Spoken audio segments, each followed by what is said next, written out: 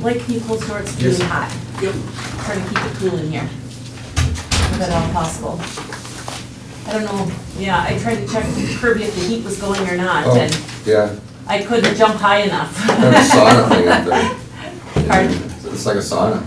Yeah, Well, it is hot. that Edgeway does heat up, but I don't know, I don't know if it's from that or.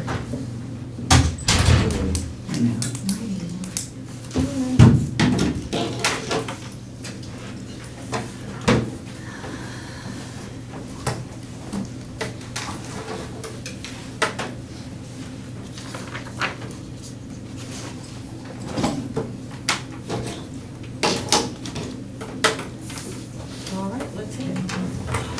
Good. Picture pretty. I know. I know she does.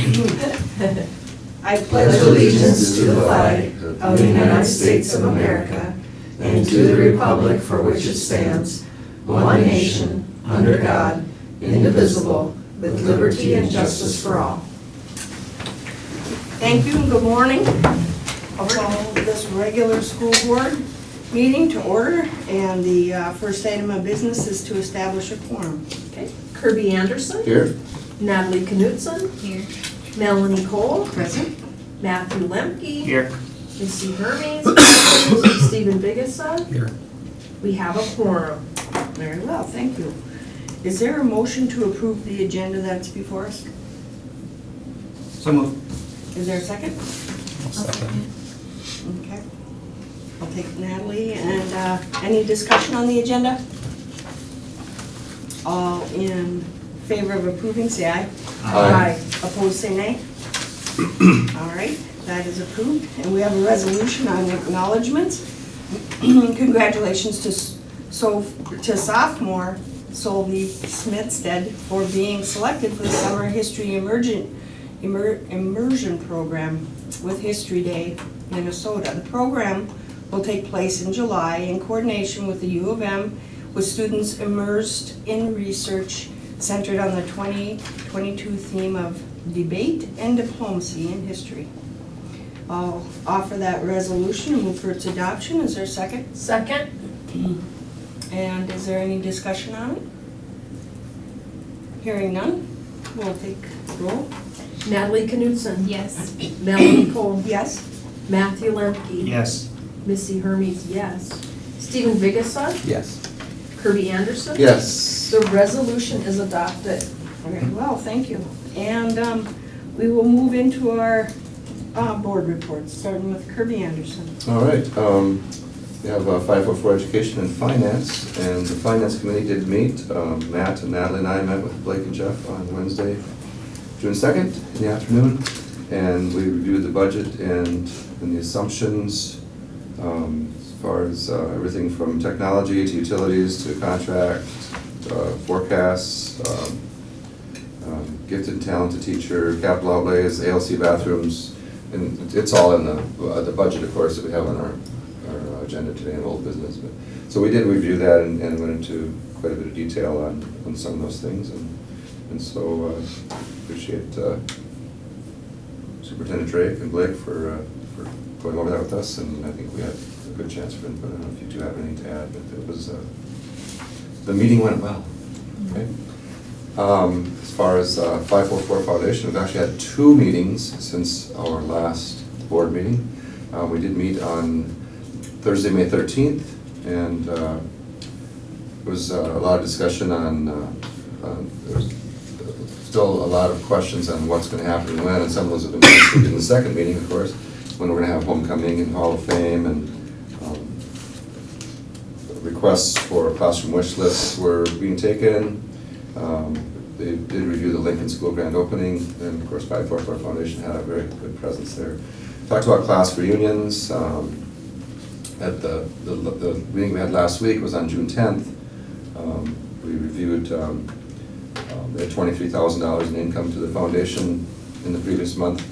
Their balance is roughly sitting at about $1.6 million, which is up 20% over the last year.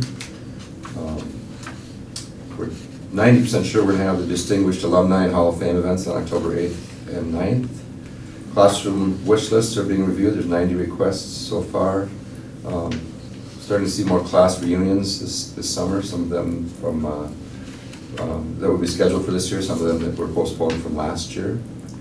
We're looking at doing the back-to-school in-service lunch. There's still a question of what day. I think they've been talking to you about that, as far as what day we would do that when the staff returns this fall. We've got grant evaluations are done. They're starting to email those out to the members. When we give grants to various teachers or classes, then we ask them to give us an evaluation back and what they use it for and how it worked out for them. Other than that, let's see, I think the other thing, the Legends, the golf thing is coming up next month, July 9th. It's one of the big fundraisers for the foundation. So I'll be there 10 o'clock registering people, and that'll go on all day that day. Hopefully we get a nice day like this. That would be great. Other than that, I think that Otter Pride Night is right now scheduled for September 24th, which I believe would be homecoming. So that's all I have on the foundation. Anybody have any questions? Homecoming's the week after, I guess. Is it? I guess so. Okay. At least that's what they told me. Okay. Say that again, Matt? Homecoming's the week after. October 1st? Yeah, I guess so. It's something. Okay, like I'll that. double check with It's check it. Alrighty. All right. Very good. No other questions for Kirby? For my board report, Special Ed Cooperative meets today, so that I don't have comments from that. Region 1 activities, just talked about staff getting back into the office again, and then we approved the compensation package for the year. It's a small enough operation, it's kind of interesting to do a compensation that's a percentage increase, but then one-time payments for the staff, and that gives more balance in the compensation because of the, what a multiplier of a higher salary and a higher percentage or whatever, but anyway, so did that. Yeah, nothing else of note there. And then activities committee, we did have one meeting. I'm gonna ask Matt to help chime in. We discussed the adaptive bowling and how that would work, and it is something that is gonna be done at the end, starting at the end of the school day and no longer during school time, so that was something we talked about. We set a coach compensation for that, and then talked about potentially exploring middle school baseball, boys and softball for boys and girls. Start to put feelers out for that, because right now we have the club ball, and that's and then the summer rec, but it leaves a gap for kids that are interested but don't, either the parents don't want to join the club or they don't get picked for the club ball. So what else was on there then? Do you remember, Matt? That was? Couple pieces. Yeah. Academic eligibility policy. Oh, yeah.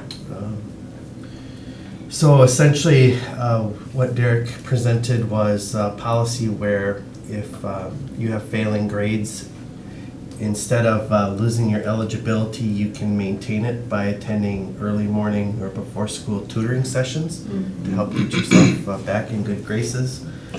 And then the other thing that was discussed was whether we should have a uniform symbol for Otter Athletics, and then whether we should have, this is difficult, but uniform color scheme, since there are so many variations of the yellow or gold and so many variations of the maroon. Yeah, what I liked about the proposal for that policy was that it was more generated toward assistance and encouragement as opposed to a punitive, you failed, you're out of here thing. So, so that has real promise. But anyhow, so that was the gist of it.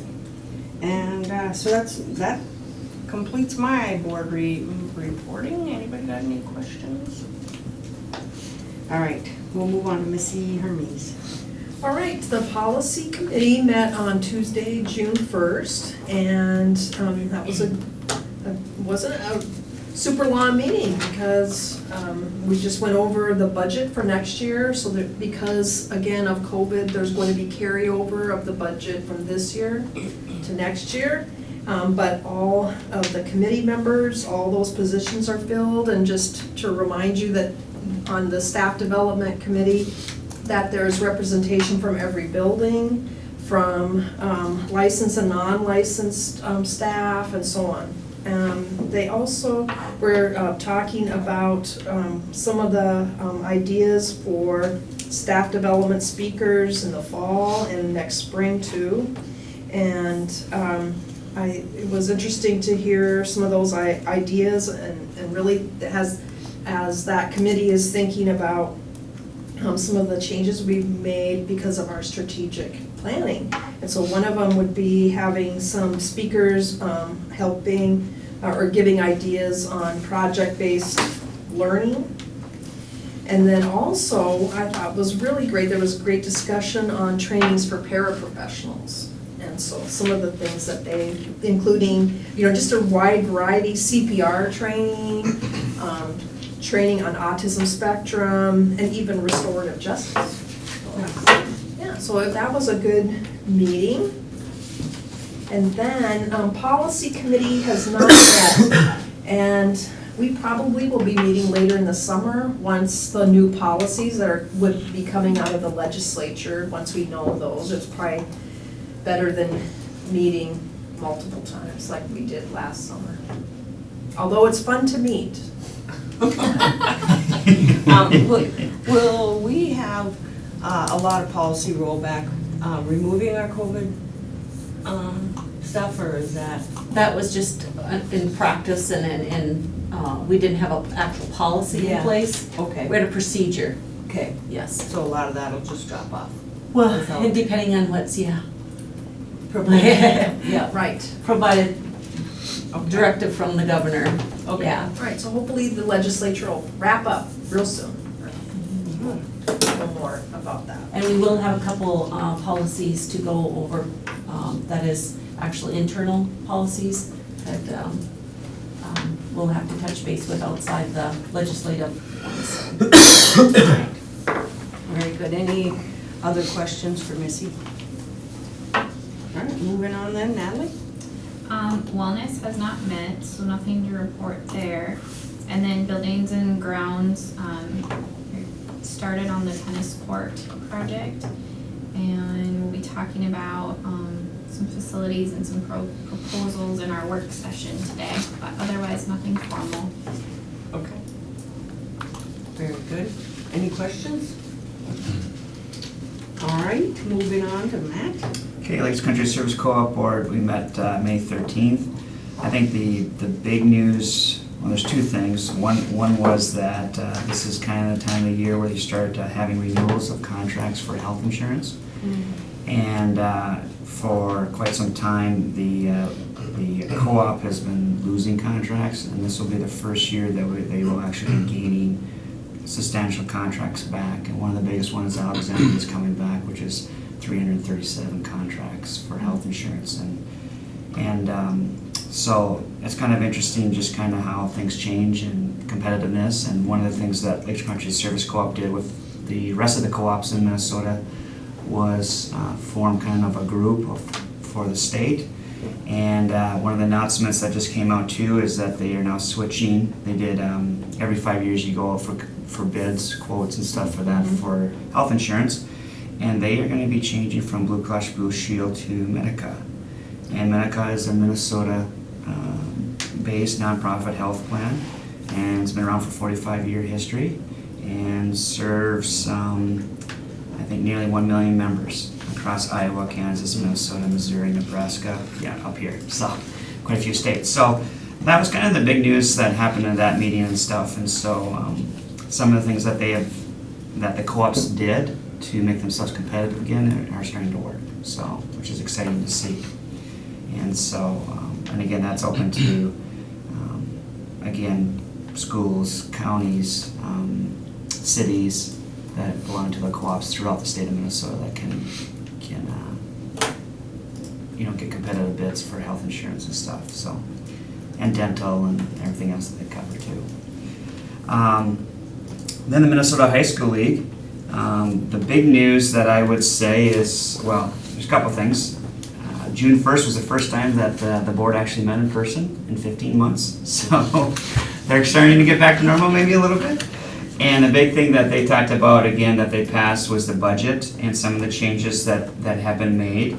And I think we are aware that they are going more to now, instead of relying upon this tournament revenue, they are going to go to a membership fee. And so they set their budget at $9.1 million. And $4.5 million of that will be covered through what they call basically a membership fee.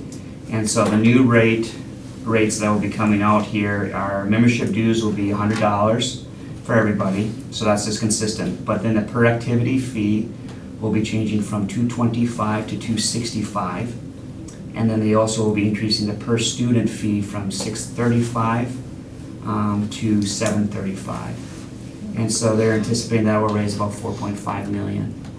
And then the goal is that if the state tournament revenues exceed expenditures then that will be given back in some kind of formula back to the members, which we are part of that, so we will see if that actually happens or not, but that's the goal.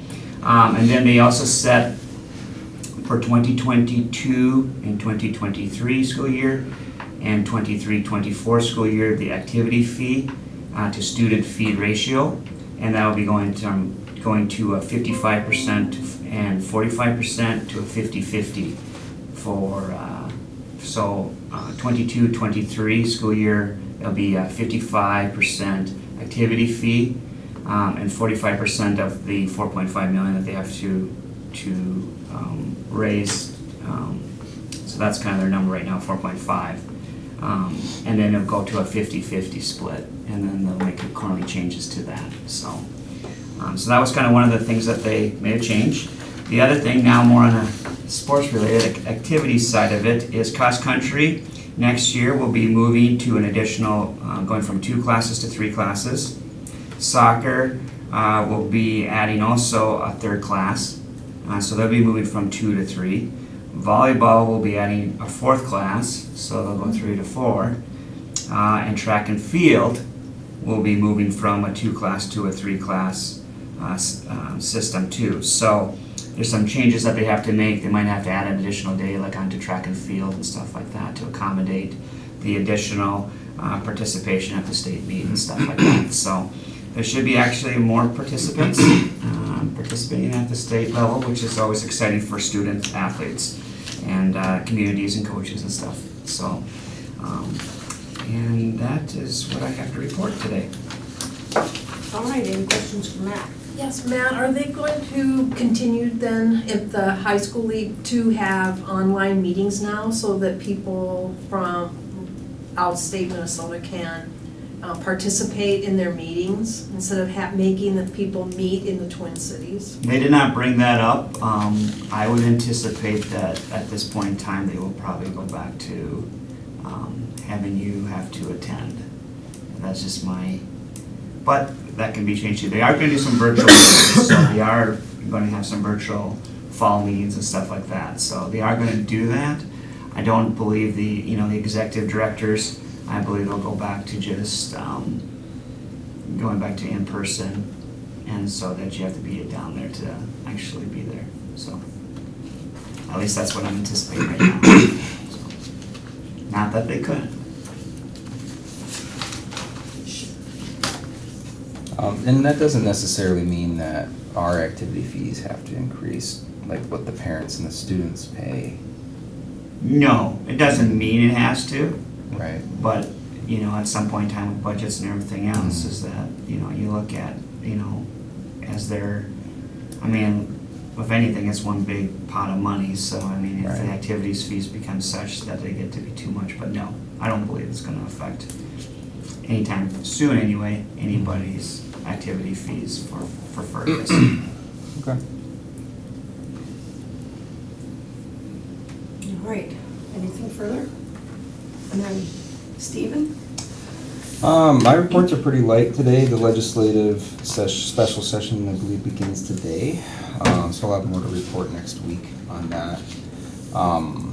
The meet and confer met, they switched from, who was organizing it, from Lori to somebody else, and I didn't get the invite, but I don't believe it was more about District 935 based on your, I just found out about it in your report, so I didn't know that, but so they just forgot to put me in the invite. It was just 935. Yeah. Only meet Yeah. and confer, so. Oh, okay, so maybe that's why I didn't. Yeah, it get- wasn't, okay. All right, not a big deal then. Okay. Curriculum view hasn't met either, so I'm Okay. pretty light today. All right, very good. And to you, Superintendent. Yeah, good morning, everyone. Good morning. First of all, just congratulations once again to our graduating seniors, and special thanks to the administration, Mr. Monkey, our choir, orchestra, and band, and everyone that played a role in both the ALC and KSS graduation ceremonies. Both very, very nice events. It was wonderful to see people in the seats able to participate and celebrate with these young people as they cross the stage and are going on their way to the next stage in life's journey. We also had some great news on the athletic front. Our girls golf team qualified for the state tournament for the first time in program history. So congratulations to the coaching staff and girls for that accomplishment. We're also sending some athletes to the state track tournament, and that is Svea Smested won the shot put, and Alex Jensen will be going in the shot put, and Ainsley Hansen in the high jump. So congratulations to those athletes. On the personnel side, Blake and Melissa Amundsen and I met regarding our early childhood staffing.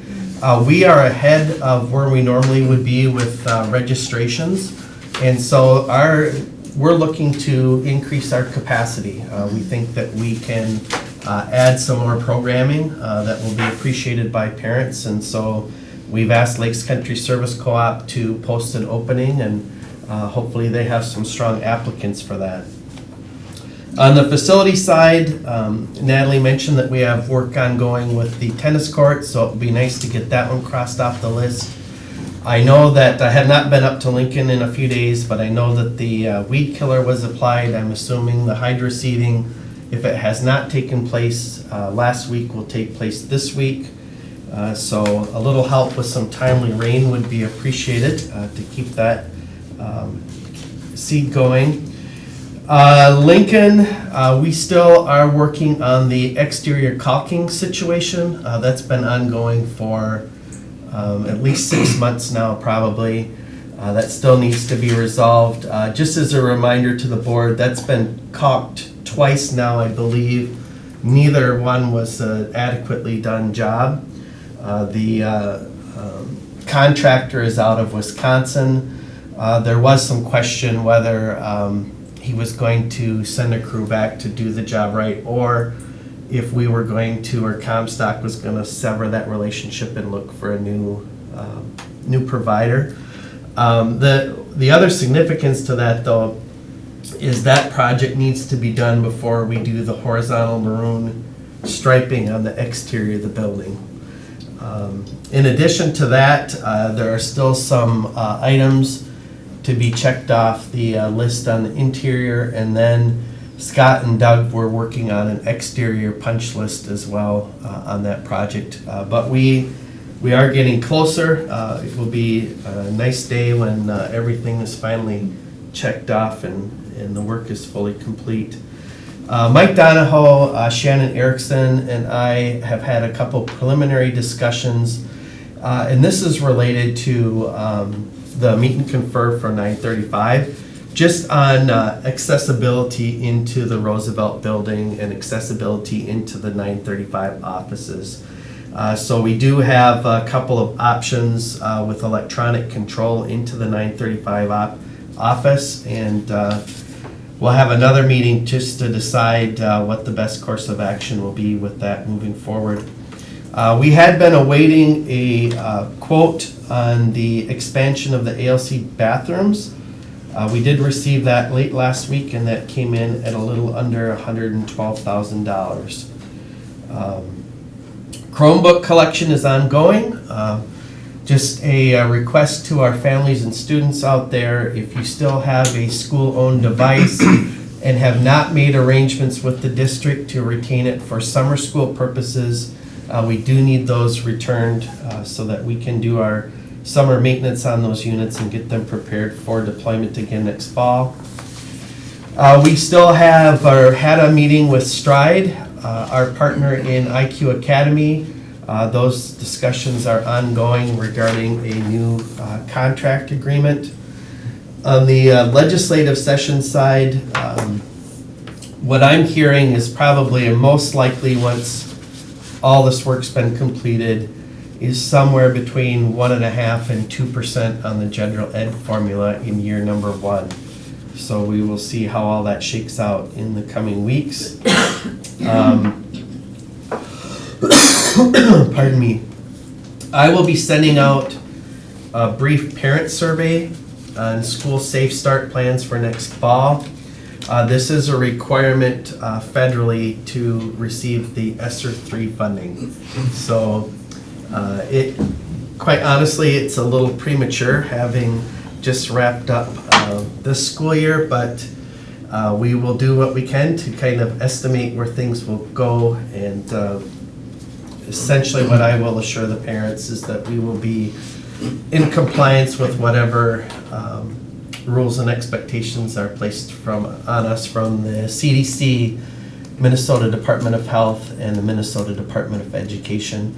Right now, it would appear, if things continue on its present course, with the vaccinations seemingly continue to go younger ages as it's proven safe, that we will be able to attend school quite normally, and I'm presuming those that would prefer to wear a mask will be able to do so, but those that would prefer not to certainly will be most welcome to do that as well. So with that, I'll open it up to any questions.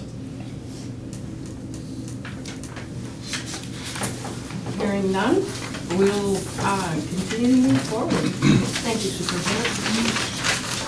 We have for consideration the general consent items, which are the minutes from our last board meeting. And then I'll turn to you, Kirby, for a recap on bills and treasurer's report. Yes, we have, Blake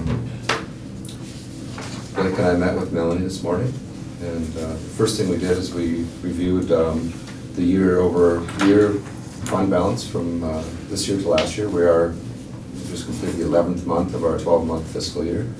Our fund balance is up approximately $1.5 million over last year. Notable items, I think food service is up about $100,000, and community ed is up about $200,000. And as we've discussed in the past, we're looking at doing the one-time transfer for the community ed, which is sitting at $1.1 million. And food service, looking at doing a transfer of part of those, or using part of those dollars for the food service area at Albert Lincoln. So things are looking very, very promising on the overall aspect. On the detail aspect, we did review all of the checks and bills that were paid in the last month. We had about $12,000 that went to air filters for all of our buildings. Superintendent Drake, excuse me, Superintendent Drake already talked about the caulking at Comstock. So our latest payment to Comstock was only $2,000, and we have just about $400,000 that's left on that contract, and that we'll be withholding as a little bit of leverage to get everything done on that punch list, including the caulking. So that's should be a good carrot out there for them to get those done. Other notable things, we did some network improvements at Prairie Wetlands. That was about $5,600. We had a freezer that needed some work downstairs. That was a little bit of an outlier. About $14,000 that went to chiller systems for the York chiller as it was on its last breath. We had a couple things going for the trap shooting club. And curriculum, actually a pretty slow month as far as bills go, I think was what Blake's quote was. But we had him look up a couple of bills and he was able to tell us everything we needed to know. That's about it for the treasurer's report for this month. All right, thank Any you. questions? Great.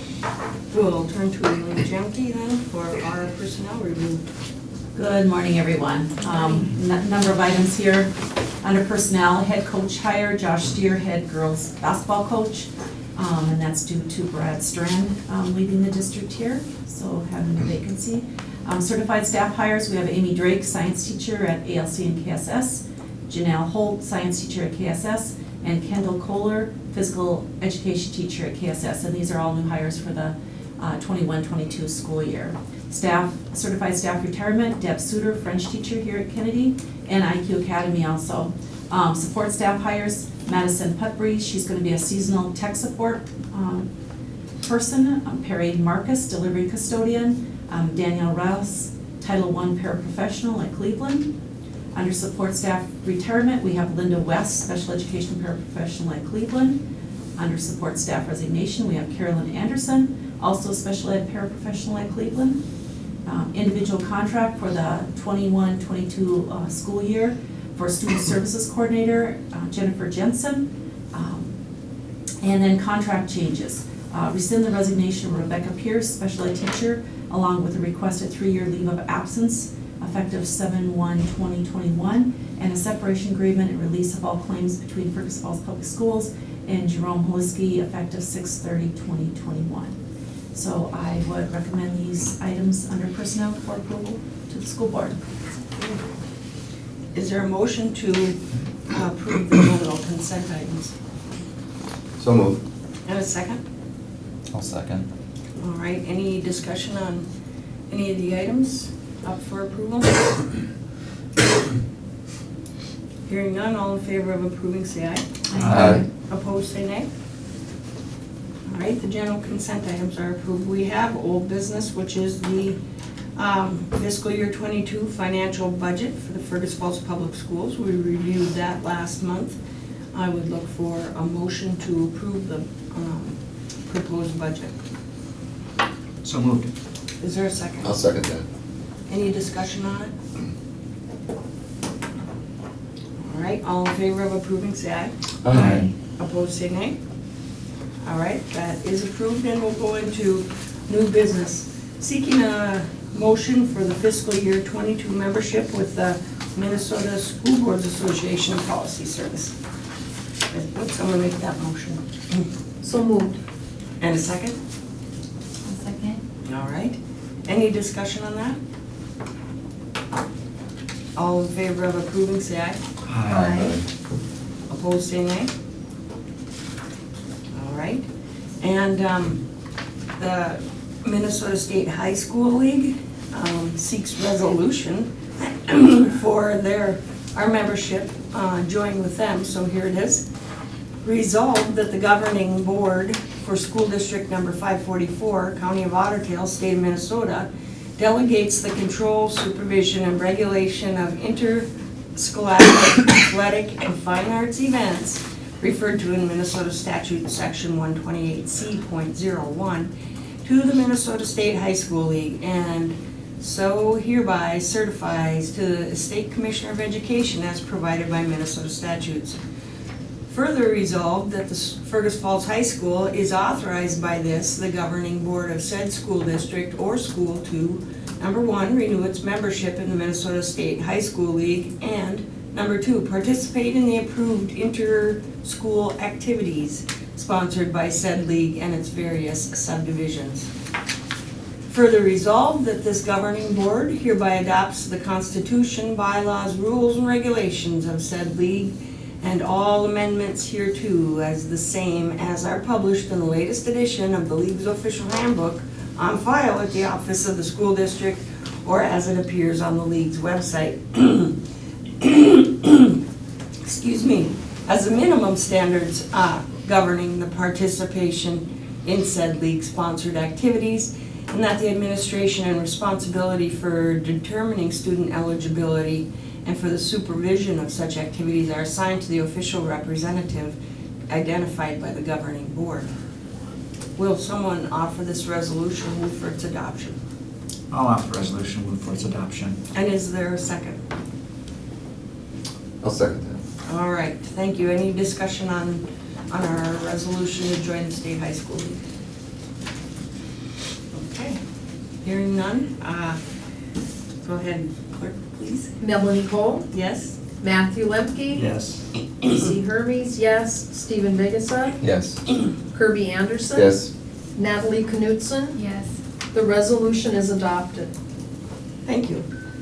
Continuing in the path of resolutions, and continuing with frog in my throat, whereas Linda West began her employment with the Fergus Falls Public Schools in January 1997, and whereas Linda has been a valued employee with Fergus Falls Public Schools for the past 24 and a half years, and whereas Linda has been a dedicated special education paraprofessional for the district, and now therefore be it resolved by the Fergus Falls School Board to thank Linda West for her 24 and a half years of service to Fergus Falls Public Schools. Will someone offer that resolution? I will. All right, and is there a second? I'll second. Okay, any discussion? Clerk? Okay. Matthew Lemke, Yes. Missy Hermes, yes. Stephen Vigasa, Yes. Kirby Anderson. Yes. Natalie Knutson. Yes. Melanie Cole. Yes? The resolution is adopted. All right, thank you. Next, we have a resolution on the retirement of Jerome Hoeske. Whereas Jerome Hoeske began his employment with Fergus Falls Public Schools in August 1980, and whereas Jerome has been a valued employee with Fergus Falls Public Schools for the past 41 years, wow. And whereas Jerome has been a dedicated high school math and science teacher for the district, and now therefore be it resolved by Fergus Falls School Board to thank Jerome Hoeske for his 41 years of service to Fergus Falls Public Schools. Will someone offer that resolution? I'll offer the resolution. Move for its adoption. Thank you.